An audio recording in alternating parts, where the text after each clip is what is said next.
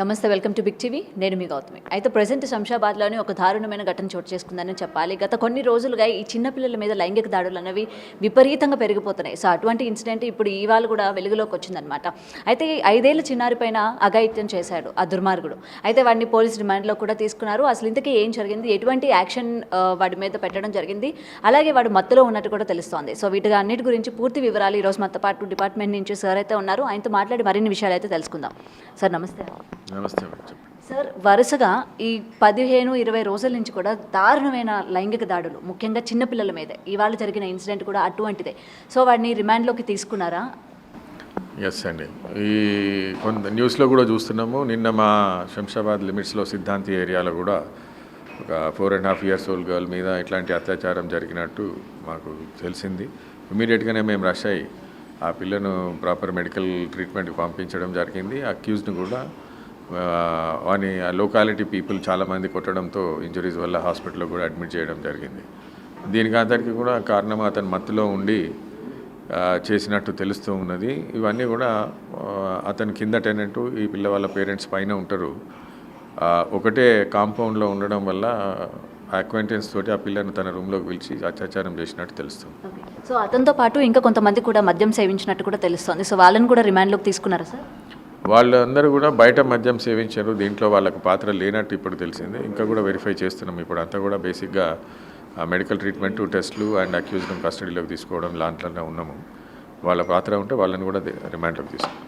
Okay. So ఇప్పుడు ఆయన రిమాండ్లోకి తీసుకున్నారు కదా, ఈ వ్యక్తి ఎవరైతే ఉన్నారో, సో అతను ఒక మత్తు అయినా లేకపోతే ఇప్పుడు అందరూ కూడా గంజాయి కూడా తీసుకునే పరిస్థితులు కనిపిస్తూ ఉన్నాయి. సో ఇటువంటి గంజాయి తీసుకున్న ఆనవాళ్ళు ఏమైనా సరే అతనిలో కనిపించాయి, లేకపోతే ఓన్లీ డ్రింకింగ్ వల్లనే ఇట్లాంటి ఇన్సిడెంట్కి పాల్పడ్డారంట? ఇప్పటికైతే ఓన్లీ లిక్కర్ తీసుకోవడం వల్లనే అన్నట్టు తెలుస్తున్నది. గంజాయిది ఇంకా తెలియలేదు. అది కూడా టెస్ట్కి పంపించడం, వస్తే కన్ఫర్మ్ చేస్తాము. గంజాయితో పాటు తాగడంతో పాటు గంజాయడం ఈ విషయంలో ఇంకా గంజాయి కన్ఫర్మ్ కాలేదు. లిక్కర్ సేవించి మత్తులో ఉండడం వల్ల ఇతనికి అంటే సెన్స్లెస్గా చేసిన పని ఇది. దాని తర్వాత దీనికి అంతటికీ కూడా లొకాలిటీలో కూడా చాలామంది ఇంటర్నెట్ వల్ల free access to all phone sites వల్ల కూడా ఇట్లాంటివి ప్రేరేపితం అవుతున్నాయి అన్నట్టు కనబడుతున్నది.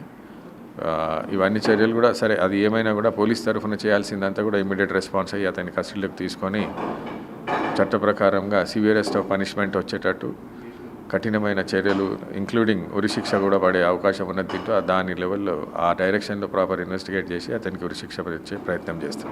ఓకే సార్, ఈ మధ్యకాలంలో డైలీ ఇట్లాంటివే జరుగుతూ ఉన్నాయి, అటు చిన్నపిల్లల మీద, నెలల పిల్లల దగ్గర నుంచి సంవత్సరాల పిల్లల వరకు.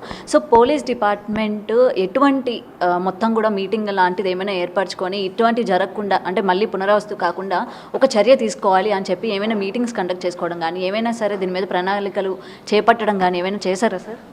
ఇవన్నీ కూడా మా కమిషనరేట్ లెవెల్లో ఉన్నాయి, స్టేట్ లెవెల్లో కూడా ఉన్నది. ఉమెన్ సేఫ్టీ వింగ్ అనేది ఉన్నది సపరేట్గా. స్కూల్స్లలో ప్రతి స్కూల్కి పోయి వాళ్ళు చిన్నపిల్లల దగ్గర నుంచి పేరెంట్స్ వరకు అందరికీ కూడా సెన్సిటైజ్ చేయడం జరుగుతుంది. చిన్నపిల్లలందరికీ కూడా బ్యాడ్ టచ్, గుడ్ టచ్ అని కానీ పేరెంట్స్ అందరికీ కూడా ఎట్లాంటి సిమ్టమ్స్ ఉంటే ఐడెంటిఫై చేయొచ్చు, వాళ్ళు అబ్యూజ్ అవుతున్నారా లేదా అనేది.